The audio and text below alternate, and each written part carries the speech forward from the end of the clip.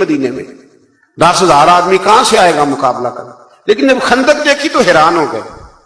اب خندق کے اس پار انہوں نے خیمے لگا لیے، اس پار مسلمان تھے۔ ایک جگہ سے تھوڑی سی خندق جو تھی وہ کم چوڑی تھی، تو وہاں سے عمر بن عبد ود بہت بڑا پہلوان تھا، بہت بڑا، یہ جنگ بدر میں زخمی ہوا تھا تو بھاگ گیا تھا۔ اس نے قسم اٹھائی تھی کہ اتنی دیر تک سر میں تیل نہیں لگاؤں گا، اتنی دیر معاذ اللہ مسلمانوں سے بدلہ نہیں لے لوں گا۔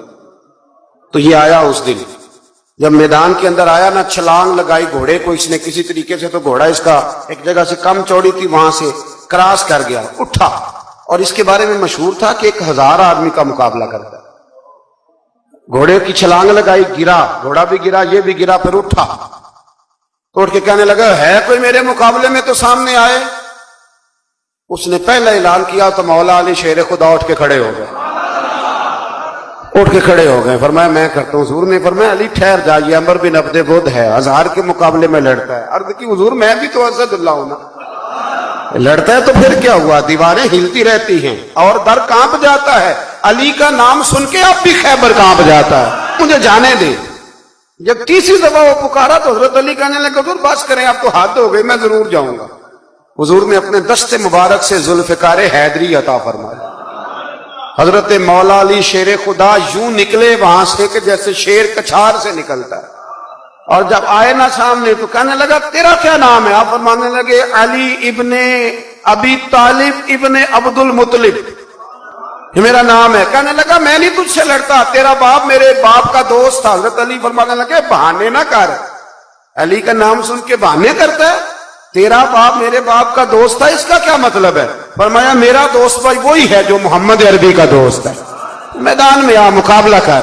اس کو بات سن کے اتنا غصہ آیا، کہنے لگا پھر تم لڑو گے؟ حضرت علی فرمانے لگے سنا ہے تو 2 باتوں میں سے ایک قبول کر لیا کرتا ہے، کیونکہ میں نے بھی پہلوانوں کی ساری باتیں سنی ہیں۔ تو کہنے لگا وہ کیا؟ حضرت علی فرمانے لگے سنا ہے تو 2 میں سے ایک قبول کر لیتا ہے۔ فرمایا ہاں۔ کہنے لگے پھر 2 ہی باتیں، یا اسلام قبول کر لے یا میدان میں آ جا، ایک رکھ لے۔ کہنے لگا وہ تو نہیں میں قبول کرتا۔ حضرت علی فرمانے لگے پھر ڈر نہ، سامنے آ۔ اس نے بڑی زور سے حملہ کیا حضرت علی پہ، بڑی زور سے۔ حضرت علی رضی اللہ تعالیٰ عنہ کے سر اقدس پر زخم بھی آیا، میں پوری بات عرض کروں گا، اور ساری زندگی اس کا نشان مبارک سر پہ رہا، ساری زندگی۔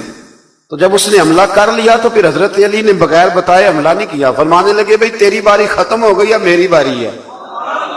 ذرا سنبھل کے رہنا، علی آنے لگا ہے۔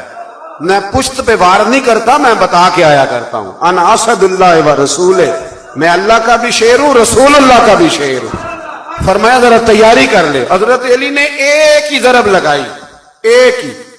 تو صحابہ کرام فرماتے ہیں جب دونوں گتھم گتھا ہوئے تو ریت اتنی اڑی کہ کچھ سمجھ نہیں آ رہا تھا۔